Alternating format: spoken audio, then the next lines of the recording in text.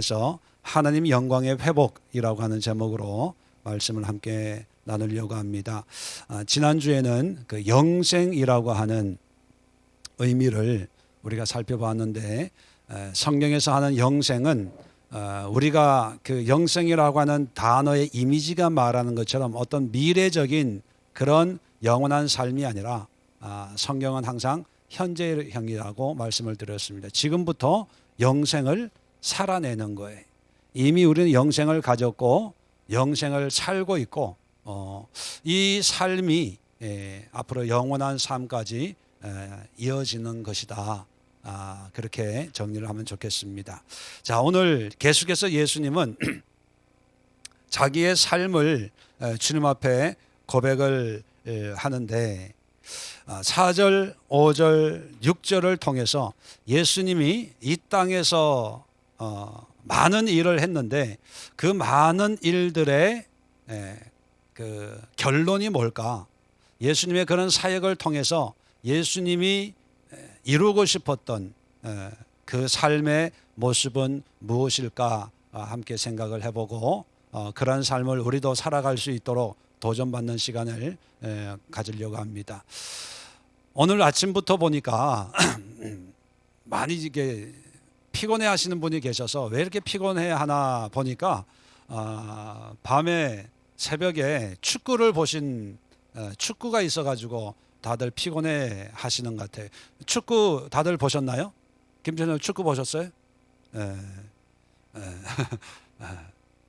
박 집사님 축구 안 봤어요? 주의를 위해서 박 집사님도 축구 아침에 결과만 그런데 왜 주무실까?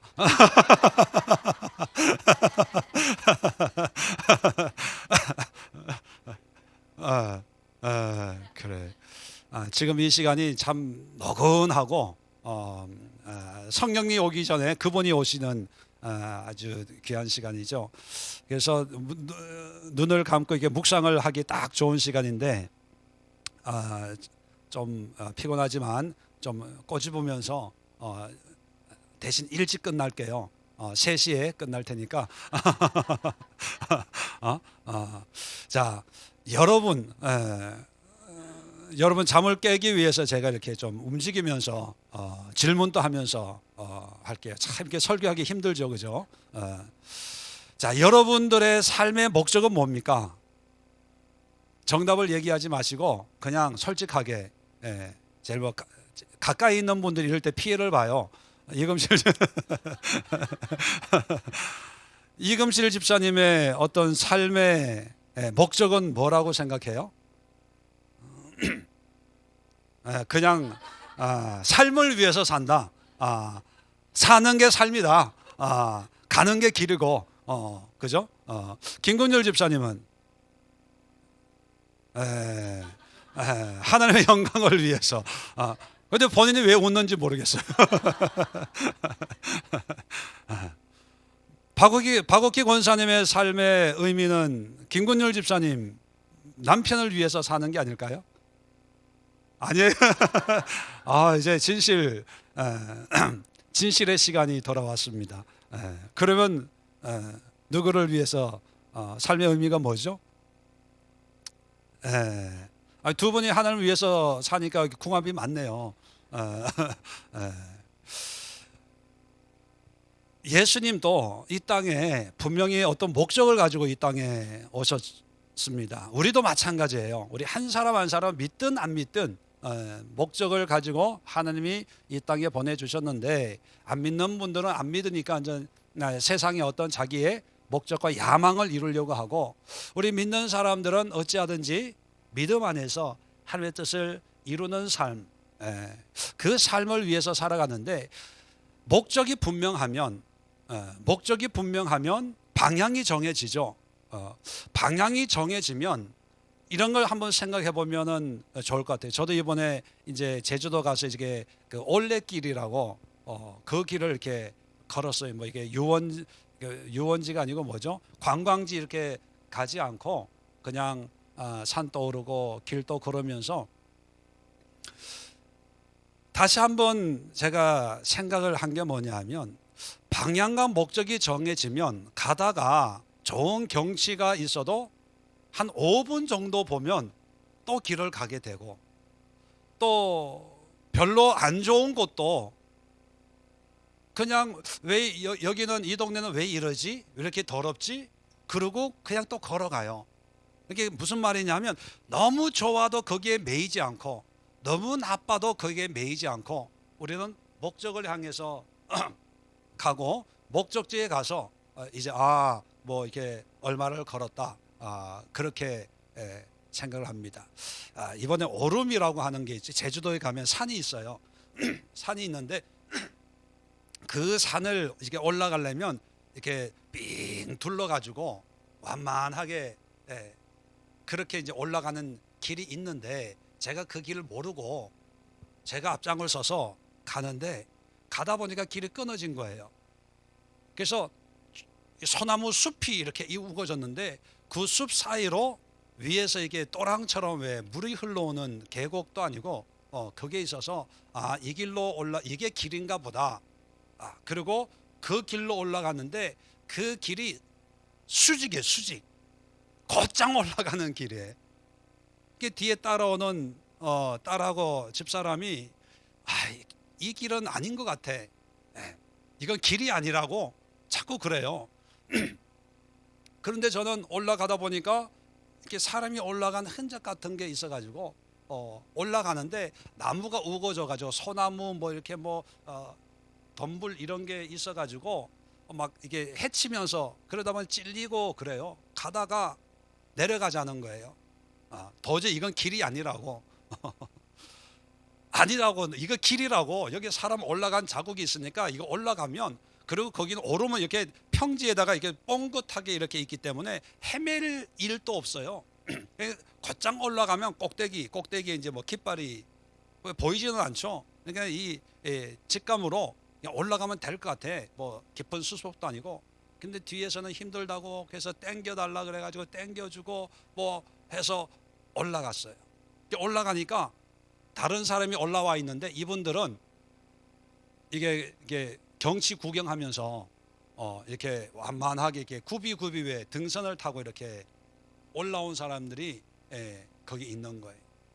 그래서 우리가 이쪽으로 올라왔다고 그랬더니, 길도 아닌데 어떻게 오셨죠? 제가 이 말씀을 드리는 이유는 뭐냐면, 우리가 목적을 향해서 가는데 어떤 사람들은 평탄하게 가기도 하고, 어떤 사람들은 힘들게 가기도 하고, 어떤 사람 물어 가기도 하고, 어떤 사람들은 뭐 돌아 가기도 해요. 근데 중요한 것은 목적에 도착하면 그 모든 것이, 힘든 것이 뭐로 바뀌냐면 추억으로 바뀌어요. 그래서 딸내미가 입이 이렇게 나왔어요. 그래서 집사람하고 둘이 삐졌다고.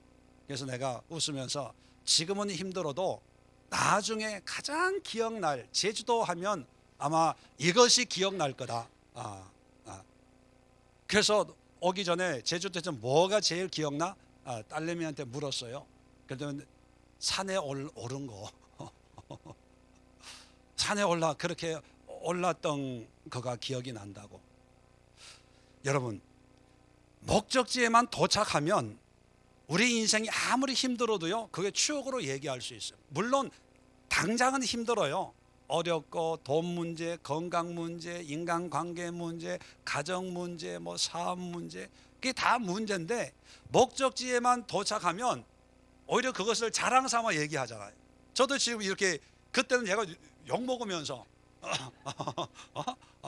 집사람하고 딸이 얼마나 저거 했겠어요. 돌아가자고. 그런데 목적지에 도착하니까 제가 그래서 당당하게, 우리처럼 올라온 사람 있으면 얘기해봐라. 우리만 유일하게 여기 올라왔다. 아마 이게 제일 기억이 날 것이다. 그렇게 당당하게 얘기를 했습니다. 마찬가지예요.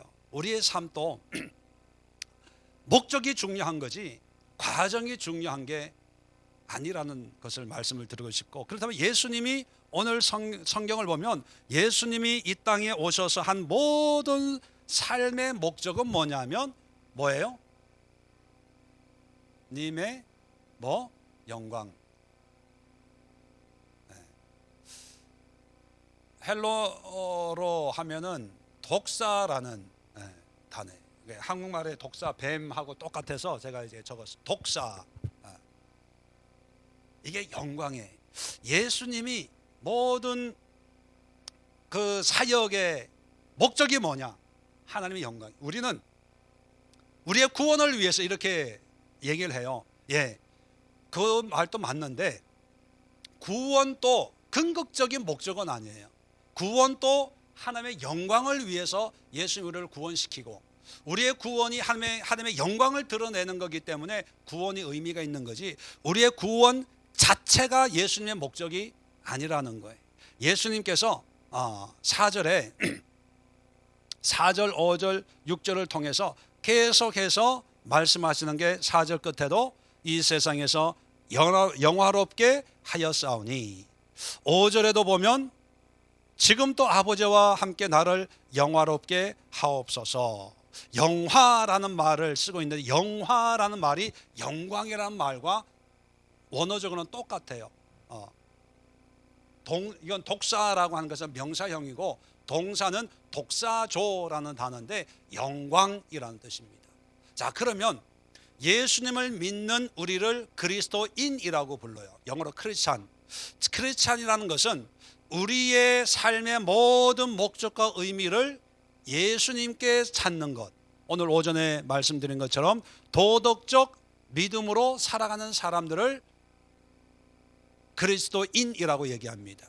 그것은 뭐냐면 예수님, 하나님이 기준이고 그 하나님이 기뻐하시는 삶을 살아가는 그런 믿음의 소유자이기 때문에, 자, 우리의 삶의 목적은 뭐가 되어야 될까요? 하나님의 영광이 되어야 되는 거예요. 물론 행복하게 살고 사업적으로 여러 가지 있지만 그 모든 걸 통해서 궁극적으로는 하나님의 영광이 되는 삶을 살기 위해서 살아가는 사람들입니다. 그래서 어떤 사람들은 뭐 공부해야 공부를 통해서 하나님의 영광을 드러내고, 사업하시는 분들은 사업을 통해서 하나님의 영광을 드러내고, 어떤 분들은 자녀를 잘 양육하고 싶은 분들이 있을 수 있어요. 그런 분들도 자녀들을 통해서 하나님의 영광을 드러내는 삶을 살기를 원합니다. 이것이 우리의 삶의 목적이 될 수 있어요. 그래서 뭐 가난해도 또 유명하지 않아도 대단한 삶을 살지 않아도 내가 하나님의 영광을 위해서 살아온 삶이었다면 그 모든 삶의 여정이 의미가 있는 거예요.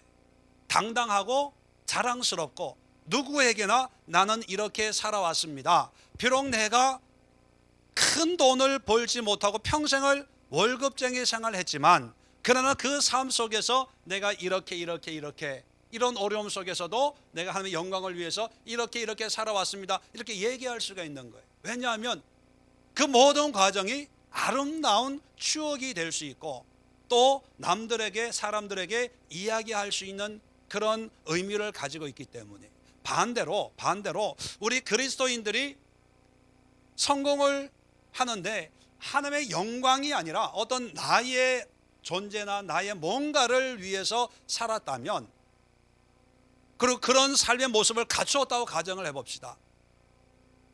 그런데도 얘기할 게 별로 없어요. 왜냐하면 우리 자신을 위해 사는 삶이라고 하는 것은 결국은 허무한 것밖에 없거든요. 그 누구도 자기 자신의 만족을 위해 산 사람들 중에 만족함을 누리는 사람은 아무도 없기 때문입니다. 왜냐하면 하나님이 우리를 그렇게 만들었어요. 우리 마음 가운데 하나님으로만 채울 수 있는 그런 공간을 만들어 주셨거든요. 영적인 존재로. 이게 채워질 때 만족이 있고 의미가 있는데, 아무리 돈으로 채우고 명예로 채워도 하나님이 있을 공간에 빈 공간으로 남아 있으면 허무한 인생으로 끝날 수밖에 없어요. 자, 그래서 하나님의 영광을 이루는 세 가지 요소를 예수님이 직접 말씀을 합니다. 자, 첫 번째, 예수님이 어떻게 하나님의 영광을 이루었는가? 그걸 보면서 우리가 어떻게 하면 영광을 이룰까? 자, 4절입니다. 아버지께서 내게 하라고 주신 일을 내가 이루어 아버지를 이 세상에서 영화롭게 하였사오니. 자, 첫 번째는 어떻게 하나님의 영광을 위해 살 수 있어요? 고 주신 일. 이걸 좀 고급스럽게 표현하면 사명이죠. 하나님이 하라고 주신 일을 하는 거예요. 자, 그러면 예수님이 하라고, 하나님이, 성부 하나님이 하라고 주신 일은 결국은 뭐예요? 제일 마지막에 십자가예요. 십자가예요. 십자가. 십자가라는 말은 죽음이에요. 죽음. 죽음으로 하나님의 영광을 돌리는 거예요. 이게 사명이에요. 여러분, 그렇다고 오해하지 마세요. 우리 그리스도인이 다 죽어야 되는 게 아니라 그 죽음을 통해서 하나님이 영광 받을 사람들은 있잖아요. 뭐 선교지에서 순교를 한다든지 선교사님들 중에, 그건 우리 모르지만 모든 사람이 예수님처럼 십자가 지고 죽는다고 다 함께 영광을 돌리는 유일한 방법이 아니라, 중요한 것은 하나님이 하라고 주신 그 일을 하는 거예요. 그러면 하나님의 영광을 돌리기 위해서는 제일 먼저 뭐를 깨달아야 됩니까? 나의 사명을 깨닫는 거예요. 사명을. 어떤 학생들은 진로에 대해서 방황을 해요. 고등학교 때 뭐 이과 갈까 문과 갈까, 또 대학교 할 때 이과 뭐 이런 걸 공부할 다 이렇게 막 방황을 하다가 좀 해보고 안 맞고 또 하다가 안 맞고, 직장도 야 이런 쪽으로 좀 해볼까 하다가 또 안 맞고 뭐 하다가 시간을 많이 보내는 사람들이 있는 반면에, 어떤 사람들은 어릴 때부터 재능을 개발해 가지고 나는 이런 쪽으로 공부를 할 거야 해서 그냥 그 길로 대학 가고 졸업해서 취업하고 그 길에서 뭔가 하는 사람들이 있잖아요. 자, 그럴 때 누가 더 효율적으로 인생을 살고 있는 거죠? 네. 자기의 진로를 일찍 결정하는 사람, 더 이상 방황을 하지 않는 것처럼 우리의 신앙도 마찬가지예요. 오늘날 교회 생활을 하면서 사람들은 사명이 뭐냐면 교회를 통해서 신앙생활만 열심히 하면 된다고 생각을 해요. 그리고 자기의 주어진 삶을 열심히 살면 되는 거 아니냐. 예, 거의 대부분이 하나님께서 주어진 삶으로 그걸 사명으로 주셨기 때문에 뭐 직장생활, 뭐 교사로, 어떤 개인 사업으로 그렇게 하는데, 그런데 좀 더 구체적으로 그렇게 사는데, 예수님처럼 하나님이 나에게 하라고 하시는 일은 무엇일까? 그거를 일찍 깨달으면 일찍 그 일을 하면서 효율적으로 살 수 있고, 그 효율적으로 산다는 것은 결국은 뭐냐면 하나님의 영광을 드러내는 삶이라는 거예요. 굳이 우리가 선교 가고, 굳이 막 전도를 100명 200명 하고, 굳이 성경을 뭐 달달 외워가지고 어떤 사람들에게 어떤 신앙적인 유익을 끼치고, 뭐 간증자로서 또는 헌금을 많이 해가지고 어떤 물질적인 어떤 그런 헌신을 통해서 뭔가 뭐 하려고 굳이 그렇게 안 해도, 우리 각자에게는 말씀드린 것처럼 하나님이 주신 어떤 그런 특별한 사명이 다 있어요. 군뱅이에게도 주신 사명이 있잖아요. 그런데 하물며 하나님이 우리에게 주신 사명이 왜 없겠습니까? 하루를 사는 날파리도 주어진 사명을 감당하고 이제 하루의 삶을 마감하는 것처럼, 우리 하나님의 형상으로 받은, 그리고 예수님의 십자가로 말미암아 구원한 우리 한 사람에게 하나님이 주신 사명이 있어요. 그 사명을 감당하는 것이 하나님의 영광이에요. 그러니까 너무 크게 생각하지 말고 내가 받은 사명은 뭘까? 그렇게 볼 때 사명하면 또 너무 또 커지는데, 성경을 제가 한 군데 찾아보면요, 로마서 11장 13절에 보면 내가 이방인이 너희에게 말하노라. 내가 이방인의 사도인 만큼 내 직분을 영광스럽게 여기노니.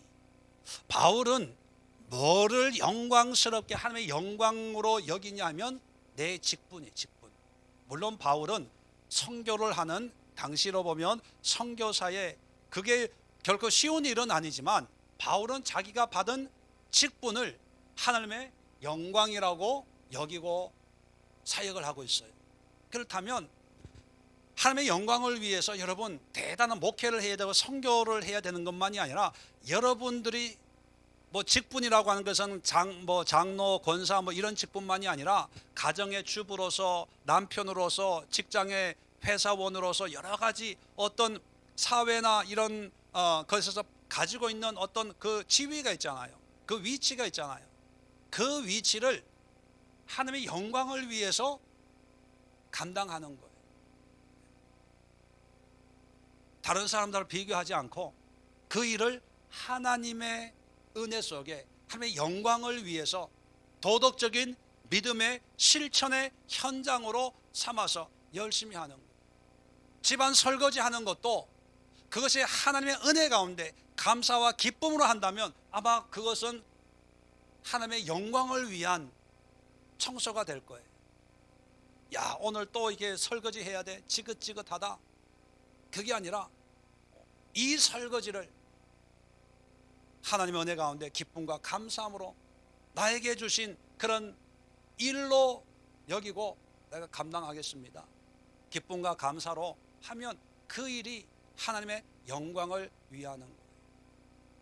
왜냐하면 지금 당장 나에게 주신 하나님의 일은 아프리카 가서 선교하는 게 아니라 집에서 이 흐트러진 이 주방 싱크대를 나에게 보여주었거든요. 그 순간 하나님이 나에게 주신 일은 뭘까요? 설거지잖아요. 뭐 대단한 건 나중에 뭐 이렇게 생각하지 마시고 저도 주일 예배 마치면 청소하는데 이상하게 요즘에는 쓰레기 뒷처리는 다 내 몫이더라고요. 아예 이제 쓰레기통 치우려고 안 해. 이건 목사님이 할 거 그러고 다 가더라고. 왜냐하면 제 사명은 설교하는 거예요. 그런데 설교자지만 지금 내가 정리되지 않는 쓰레기통을 보고 있거든요. 보고 있을 때 나에게 주신 일은 뭐예요? 여전도 회장 어디 갔어? 남전도 회장 어디 갔어? 이렇게 하고 전화 들고 그분들 부르는 걸까요? 그냥 그 쓰레기통 있으면 내가 하나님이 나에게 주신 일이구나 하고 그냥 기쁨으로 치워놓은 거예요. 이렇다고 해서 이번 주부터 내가 안 하겠다는 얘기가 아니고 누가 대신 하라는 얘기가 아니고 그렇다는 거예요. 그러니까 하나님의 영광을 위해서 크게 생각하지 말고 또 예수님처럼 나도 십자가를 져야 되는데 이 고난의 십자가를 지면 하나님의 영광을 위해 사는 거겠지, 너무 거창하게 생각하지 마시고 그러한 작은 거를 주신 일로 여기다 보면 그럴 일을 해야 될 때가 되면 그런 일을 당하게 하시고 보게 하시고 또 겪게 해요. 그런 환경으로 옮겨가요. 그러니까 지금부터 내 눈에 있는 것부터 감당을 하면 돼요. 언젠가 말씀드렸는데 미국에서 청년들한테 설교를 할 때 제가 이런 얘기를 했어요. 이제 미국에는 이제 알바를 많이 하잖아요. 알바를 이제 가게 가서 알바를 하게 되면 그냥 주인보다 10분 일찍 문 열기 전에 그 가게에서 10분을 기다려. 땡 하면 오지 말고 또 10분 뒤에 오지 말고 10분 일찍 와서 기다려라. 그걸 3개월 하면 가게 열쇠를 맡길 거다. 가게 열쇠를 맡기면 10분 일찍 문을 열어서 청소를 깨끗하게 해라. 땡 할 때 문 열지 말고 10분 일찍 문 열고 청소를 깨끗하게 해. 3개월을 하면 계산대를 맡길 거다. 계산대를 맡기면 일전짜리까지 딱 계산을 해줘라. 3개월 하면 그 다음에 딸을 맡길 거다. 주어진 일에 최선을 다하는 사람이 신임을 받지, 청소하면서 야, 나는 나중에 재벌이 될 거야, 재벌. 부자가 될 거야, 청소하면서. 그러면 사람들은 뭐라 그러겠어요? 자, 두 번째는 오늘 계속해서 5절입니다. 아버지여, 창세전에 내가 아버지와 함께 가졌던 영화로서 지금 또 아버지와 함께 나를 영화롭게 하옵소서. 자, 영화롭게 하는데 5절에는 아버지와 함께 하는 거예요. 하나님과 함께. 창세전에 영화로웠던 것은 하나님과 함께하는 성부, 성자, 성령의 삼위일체. 또 지금 또 나를 아버지와 함께 영화롭게 하옵소서. 하나님과 함께하는 것이 함께 영광 돌리는 거예요. 왜 하나님과 함께하는 것이 영광이 될까요? 하나님은 그 자체가 영광이잖아요. 영화거든요. 그러니까 그 영광 가운데 같이 속해 있으면 그 자체가 영광스러운 거거든요. 자, 그래서 예수님이 제자들을 위해서 기도를 하는데, 자, 몇 절을 보시냐면 21절 보십시다. 요한복음 17장 21절에 아버지여, 아버지께서 내 안에, 내가 아버지 안에 있는 것 같이 그들은 누구를 지칭하는 거예요? 제자들과 모든 믿는 사람들 얘기하는 거예요. 다 하나가 되어 우리 안에 있게 하사 세상으로 아버지께서 나를 보내신 것을 믿게 하옵소서. 자, 여기서 다 하나가 된다는 것은 어떤 의미일까요? 모든 믿는 사람의 생각이나 이런 게 다 하나가 되는 걸 의미할까요? 하나님과 하나가 되는 걸 의미할까요? 네, 좀 더 봅시다. 22절 내게 주신 영광을 내가 그들에게 주었사오니 이는 우리가 하나 된 것 같이. 자, 우리가 하나 됐다는 것은 누구와 누구가 하나 됐다는 거예요? 예수님과 하나님이 하나 된 거예요. 그러니까 예수님과 하나님이 하나 된 것 같이 그들도 하나가 되게 하려 함이니이다. 자, 그들도 하나 된다는 것은 모든 믿는 자들이 어떻게 되기를 원한다고요? 하나가 되는데 어떻게 하나가 되기를 원해요? 하나님과 하나가 되기를 원해요. 예수님과 하나님이 하나가 된 것처럼 우리 믿는 자들도 하나님과 하나가 되기를 원한다는 거예요. 이해되시겠죠? 자, 22절에 분명히 얘기합니다. 우리가 하나 된 것 같이 그들도 하나가.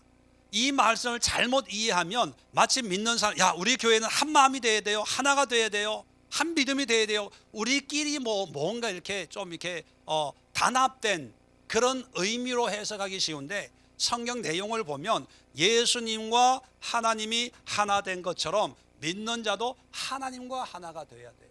그럴 때 하나님께 영광이 되는 거예요. 이해가 되시겠죠? 이 믿는 자인 우리가 예수님과 하나님과 하나가 되어야 된다는 것은 하나님께서 우리를 만드실 때 우리의 창조의 목적이 뭐였나요? 이사야서 43장에 보면 하나님의 영광을 위해서 창조를 한 거예요. 원래 우리는 하나님의 영광을 드러내는 존재인데 죄 때문에 하나님의 영광을 드러내는 삶을 살지를 못하게 된 거죠. 그러다가 예수님으로 말미암아 다시 하나님과 화목하게 되어서 이제 하나님과 다시 하나가 되는 길을 예수님이 열어주신 거예요. 그러니까 예수님을 통해서 우리가 하나님과 다시 하나가 될 때 우리는 창조의 목적을 이루게 된다는 거죠. 그래서 여러분, 신앙생활을 하면서 어떤 조직에 열심을 내는 것이 신앙생활의 유익은 해요. 근데 그것이 목적이 아니에요.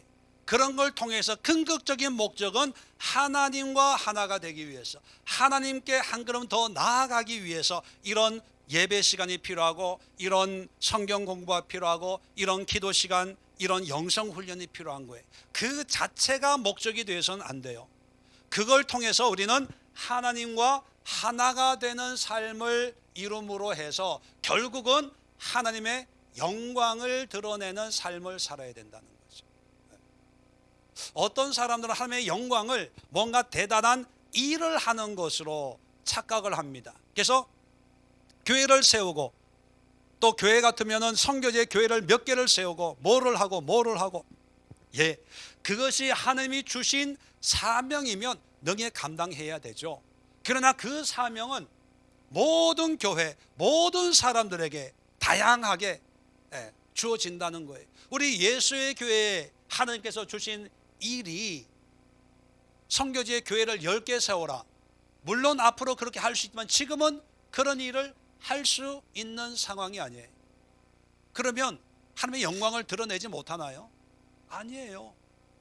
지금 성도들 한 분 한 분이 하나님과 함께하는, 믿음으로 하나님과 동행하는 삶을 살도록 하는 것이, 그것이 하나님의 영광이에요. 그러니까 뭔가 되어지면 그때 하나님의 일을 하겠다, 이건 핑계고 거짓말이에요. 어떤 순간, 어떤 환경, 어떤 여건 속에서도 하나님의 영광을 드러낼 수가 있고 하나님의 영광의 삶을 살 수가 있는 거예요. 그래서 교회가 꼭 커야 되는 건 아니에요. 저는 교회가 커질까 봐 겁나요. 여러분들이 막 전도를 해도 한 20명씩 전도해오고, 그때 걱정돼. 그렇게 되면 어떡하나, 걱정할 필요 없을 것 같아요. 그죠? 그런 일은 안 일어날 거니까. 막 헌금을 막 1억씩 11조를 이럴 때 어떻게 해야 되나, 이분을. 물론 그런 일은 안 일어날 거니까 크게 걱정은 안 하는데, 꼭 그렇게 하는 것만이 하나님의 영광을 드러내는 것이 아니다라는 것을 기억을 하시고, 지금 이 순간 내 환경에서도 능히 하나님과 함께하는 삶을 통해서 하나님의 영광을 드러낼 수 있다는 거예요. 자, 마지막으로 17장 6절을 보면, 세상 중에서 내게 주신 사람들에게 내가 아버지의 이름을 나타내었나이다. 그들은 아버지의 것이었는데 내게 주셨으며 그들은 아버지의 말씀을 지켰나이다. 자, 여기에 영광을 드러냈다는 말은 없지만 4절, 5절, 6절에 이어서 세상 중에 있는 사람들에게 뭐를 나타냈어요? 하나님의 이름을,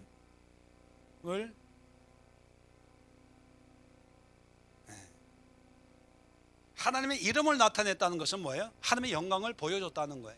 하나님의 뜻을 가르쳤다는 거예요.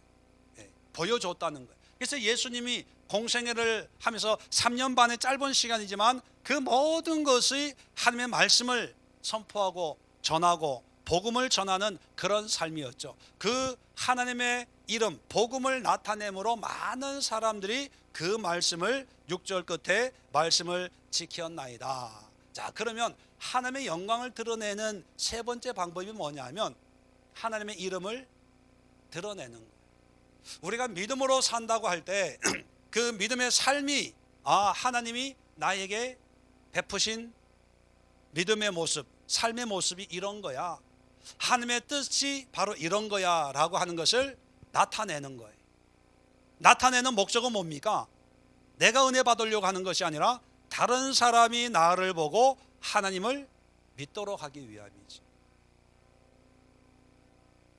그렇다면 세 번째, 우리가 우리의 삶의 현실 속에서 하나님께 영광 돌리는 방법은 뭐냐 하면 하나님을 높여드리는 거, 보여주는 거예요. 하나님의 말씀으로 우리가 살아가고 하나님의 뜻 가운데 거하고 믿음으로 변화된 우리의 모습을 사람들에게 보여줌으로 해서 그것이 하나님의 영광이 되는 거예요.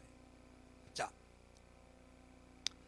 고린도전서 6장 20절에 보면 이런 말씀이 있습니다. 값으로 산 것이 되었으니 그런즉 너희 몸으로 하나님께 영광을 돌리라. 너희 몸이라고 하는 것은 우리의 생활을 얘기하는 거예요. 너희의 생활을 통해서 하나님께 영광을 돌리라는 거예요. 그건 뭐냐면 우리의 삶을 통해서 하나님을 나타내 보여주라는 거예요. 이것이 하나님이 주시는 은혜 그리고 믿음, 이것이 하나님의 사랑이라고 하는 것을 사람들에게 보여주라는 거예요. 자, 베드로전서 2장 12절에 보면 너희가 이방인 중에서 행실을 선하게 가져 너희를 악행한다고 비방하는 자들로 하여금 너희 선한 일을 보고 오시는 날에 함께 영광을 돌리게 하려 함이라. 뭐냐면 이방인 중에서 행실을 선하게 가져.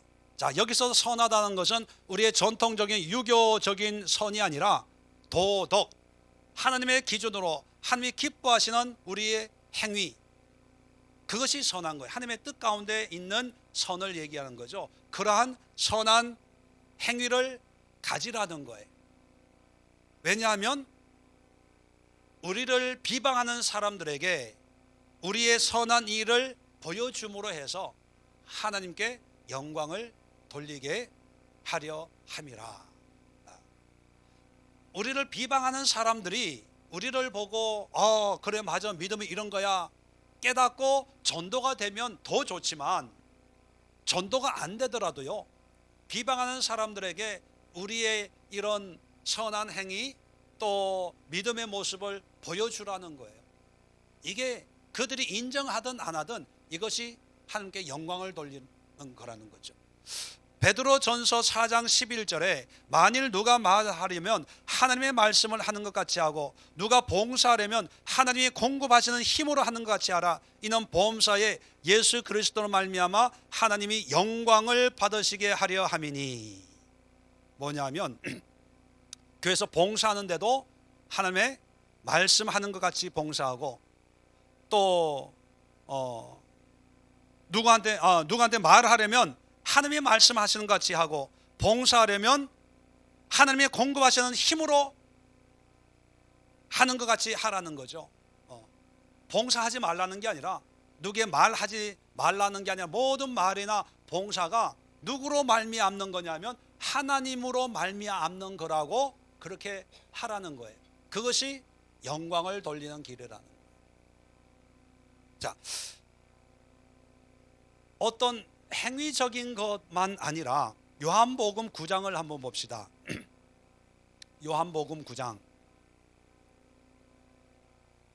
9장에 보면 날 때부터 소경된 사람이 나오는데 제자들이 누구의 죄로 인한 것입니까? 라고 묻는 장면이 나와요. 자, 이에 대한 예수님의 대답이 3절에 나와 있는데 예수께서 대답하시되 이 사람이나 그 부모의 죄로 인한 것이 아니라 그에게서 하나님이 하시는 일을 나타내고자 하심이라. 하나님이 하시는 일을 나타낸다. 다른 말로 표현하면 뭐예요? 하나님이 영광을 받으려고 하신 것이다는 거예요. 그러면서 이 소경을 고쳐줘요. 자, 이걸 볼 때 우리에게 어떤 질병이 찾아와요. 어떤 문제가 찾아와요. 이건 사람들이 볼 때 야, 누구의 죄냐? 저 사람이 잘못 살아서 그럴 거야. 뭐 그렇게 비난적으로 보는 사람이 있어요. 똑같은 문제인데 이 문제를 가지고 내가 실수한 문제일지라도, 내가 가지고 있는 질병의 문제일지라도 이것으로도 하나님께 영광을 돌려드릴 수가 있다는 거예요. 어떻게 하면 영광이 된다고요? 이거는 누구 때문에 탓하고 불평하고 원망하는 것이 아니라 내가 이 질병을 통해서 하나님의 하실 일을 보여주기 위해서 나에게 이런 어려움을 주시는 거예요. 그렇게 고백하고 그렇게 선포하고 그렇게 해석하면 하나님의 영광이 되는 거예요. 몸이 불편한 사람들, 가난한 사람들은 하나님의 영광을 드러내지 못하는 게 아니라 그분들도 예외 없이 하나님의 영광을 위해 살 수가 있다는 거예요. 나의 가난함은 하나님께서 나를 연단과 훈련을 통해서 낮추기 위해서 이런 가난을 나에게 허락하신 것 같습니다 라고 고백하는 거예요. 그렇게 인정하는 거예요. 그렇게 믿는 거예요.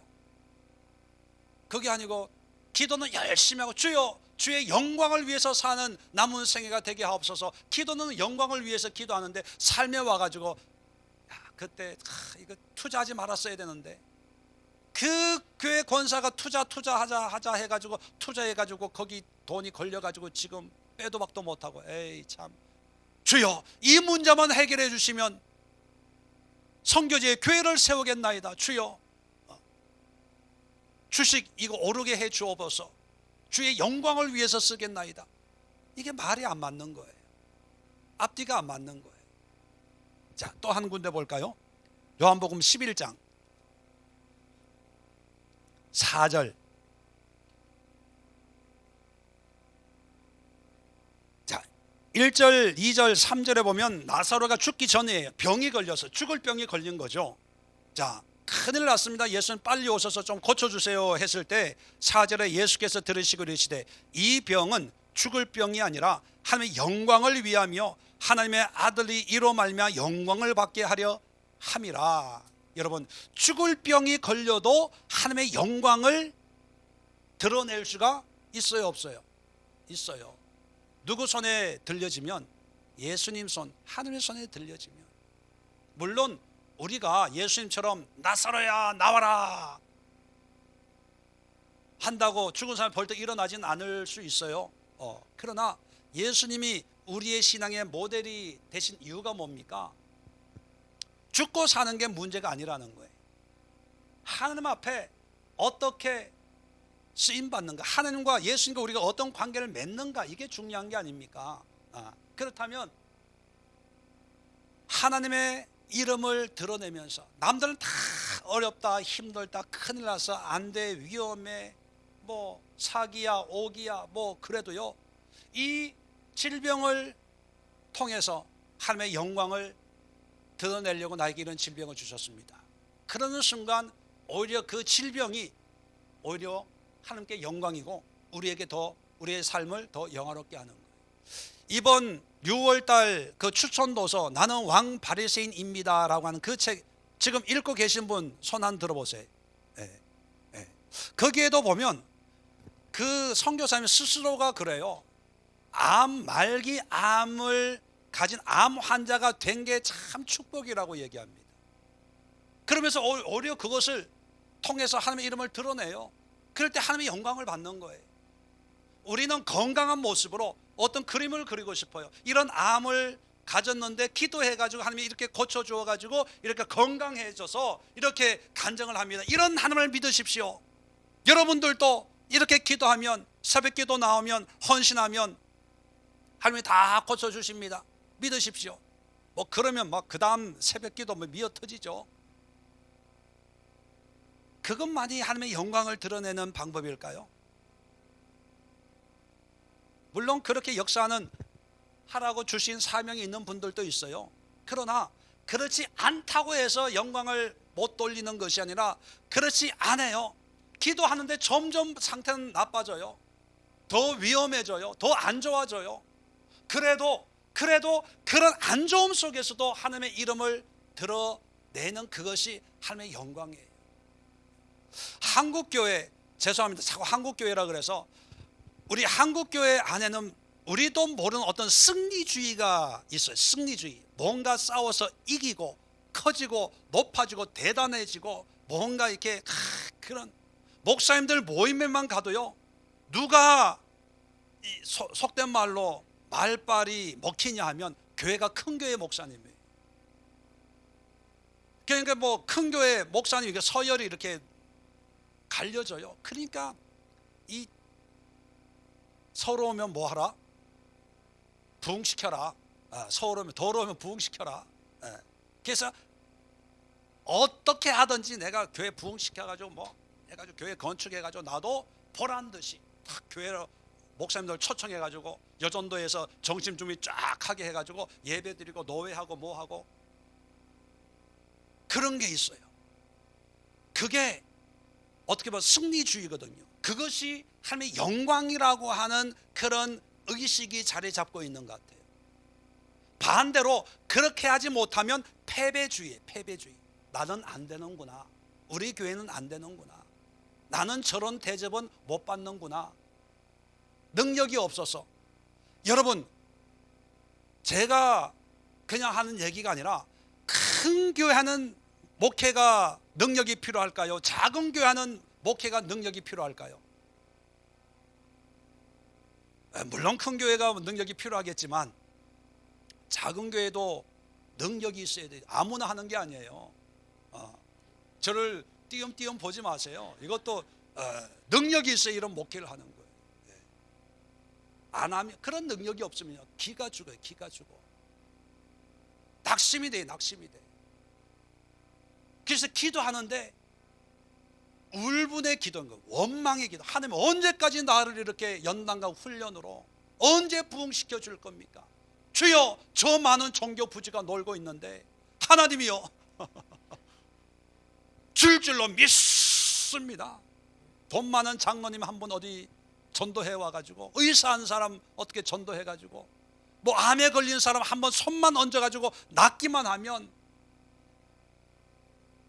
땅 살 수 있는데 그때가 언제 옵니까? 뭐 그래요.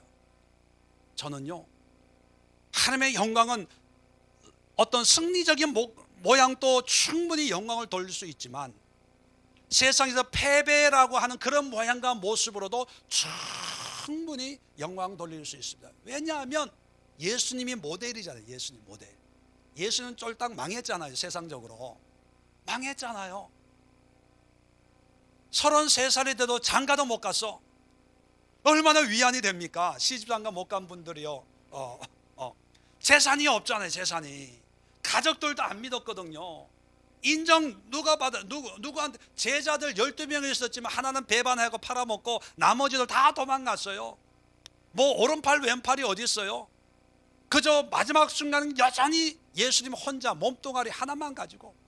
그런데 저는 예수님보다 얼마나, 우리 예수의 교인들이 얼마나 많습니까?